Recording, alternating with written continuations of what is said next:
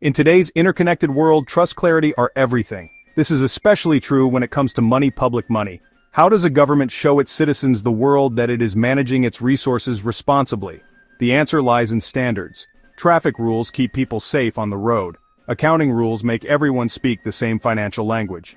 Accounting standards provide a framework for transparency accountability.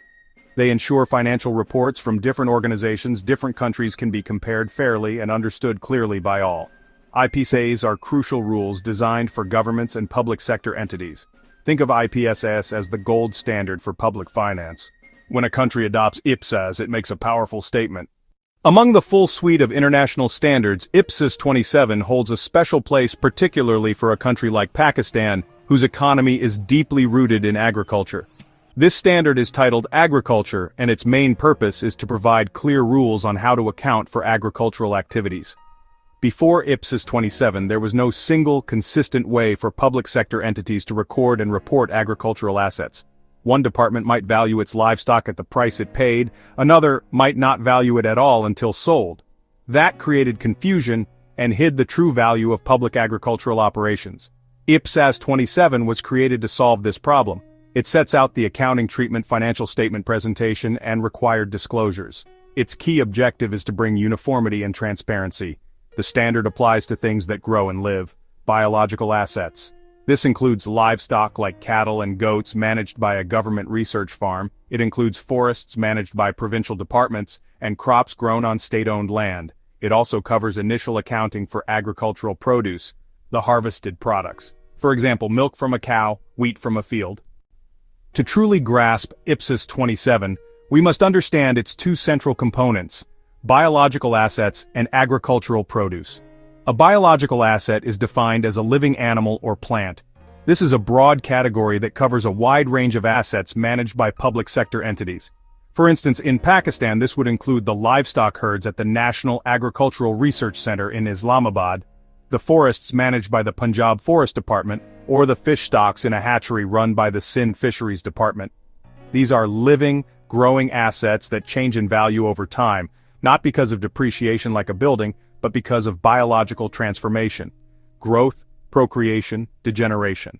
The second key term is agricultural produce. It refers to the harvested product of an entity's biological assets. It is crucial to distinguish this from the biological asset itself. For example, the sheep on a government farm are the biological assets.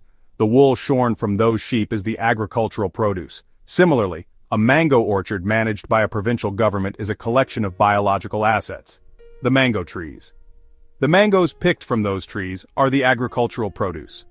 Ipsas 27 provides guidance on accounting for this produce at the point of harvest, where it is typically measured at its fair value less costs to sell. The standard's main instruction is how to measure these assets.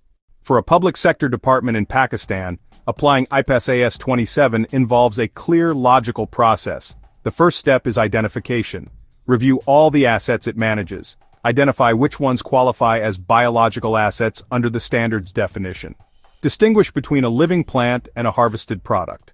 For example, a provincial agriculture department needs to list its livestock, trees in its managed forests, crops on its research farms as biological assets.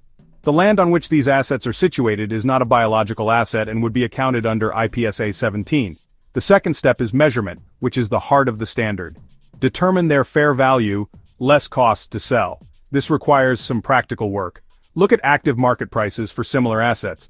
For instance, to value a herd of buffalo, check current prices at local livestock markets, Lahore Livestock Market, Multan Livestock Market. Then subtract costs associated with selling them, transport fees, auction commissions.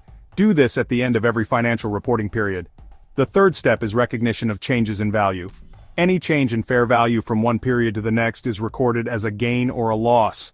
Recorded in the Statement of Financial Performance, the public sector equivalent of a profit and loss statement. To see how Ipsas 27 works in practice, we can look at public sector entities in Pakistan. Consider the Punjab Livestock and Dairy Development Board.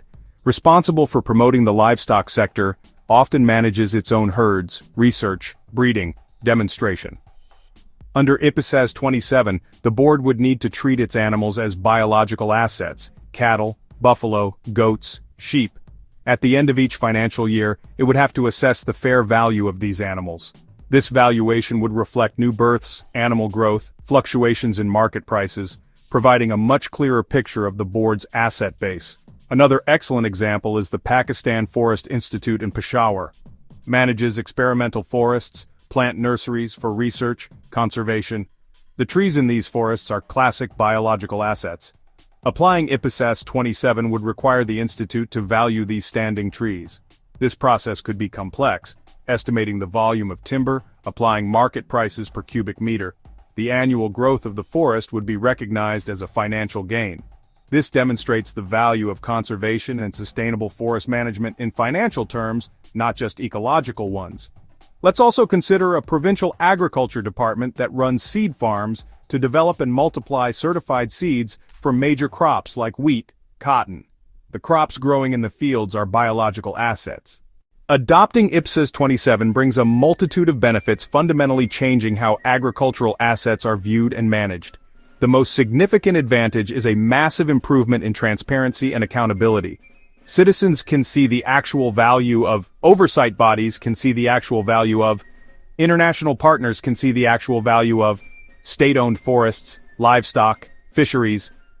This transparency makes mismanagement or neglect much harder to hide, fostering a greater sense of accountability among public officials. Another key benefit is enhanced decision-making. When managers have accurate, up-to-date financial information, they can make smarter choices. For example, if the fair value of a government livestock herd is declining, it might signal problems with animal health or management practices that need immediate attention. Furthermore, adopting a global standard like Ipsas 27 improves comparability and boosts investor confidence. When Pakistan's public sector entities prepare their financial statements using the same rules as their counterparts in other countries, World Bank, Asian Development Bank, foreign governments, they can assess Pakistan's financial position and performance. This common language of accounting builds trust and credibility. While the benefits of Ipsas 27 are clear, the path to full implementation in Pakistan is filled with practical challenges. One of the biggest hurdles is the lack of capacity and technical expertise. Moving from simple cash-based accounting to a complex, fair value-based standard requires a new set of skills. Many accountants and finance professionals in the public sector are not yet trained in the nuances of fair value measurement for biological assets. Another significant challenge is the difficulty in determining fair value, especially in diverse and sometimes informal markets. How do you reliably determine the fair value of a unique indigenous forest in a remote part of Balochistan or Khyber Pakhtunkhwa, where no active market exists? System and data limitations also pose a serious obstacle. Many departments rely on manual or outdated accounting systems. Gathering market prices, growth rates, and selling costs can be a huge data collection exercise. Without robust IT infrastructure, the process becomes manual and error-prone, and bureaucracy may resist change. Overcoming this inertia requires strong political will and clear leadership from the very top, or the reform can stall. To ensure the successful and smooth adoption of Ipsas 27 in Pakistan, a strategic and phased approach is essential. The first and most critical step is to invest heavily in education and training. The government, Institute of Chartered Accountants of Pakistan, Pakistan Institute of Public Finance. Accountants must roll out comprehensive training programs. Tailored training for senior finance officials, field-level staff. The training should not just be theoretical, it must include practical, case study-based workshops using local examples, building skills in identifying assets, performing fair value calculations. Secondly, clear and practical guidance must be developed. Country-specific implementation guidelines. Auditor General of Pakistan and Controller General of Accounts should take the lead in developing manuals with step-by-step instructions and simplified templates.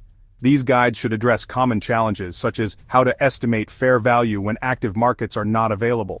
Thirdly, modernize financial information systems. An integrated FMIS is a necessity. Automation reduces manual burden and errors. A phased rollout starting with pilots, then expanding, is pragmatic. Finally, strong leadership and continuous communication, clear roadmap, celebrate small wins, dedicated task force, keep the reform on track and accountable. The journey towards adopting Ipsas 27 is more than just a technical accounting exercise for Pakistan. It is a transformative step towards modernizing the management of a sector that forms the backbone of its economy.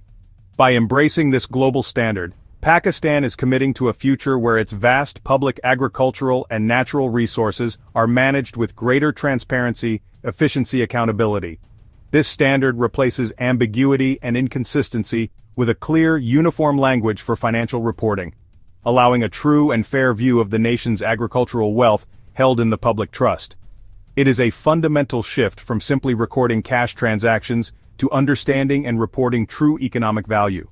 The practical application of Ipsas 27, valuing livestock at a research institute, accounting for the growth of a national forest, brings financial discipline to the forefront of agricultural management. It empowers public sector managers with reliable data to make better decisions, justifying investments in sustainable practices, identifying areas that require urgent attention. By diligently pursuing implementation, Pakistan can pave the way for a more sustainable and prosperous agricultural sector. Underpinned by transparency and integrity, this will bolster the economy and strengthen trust between state and citizens.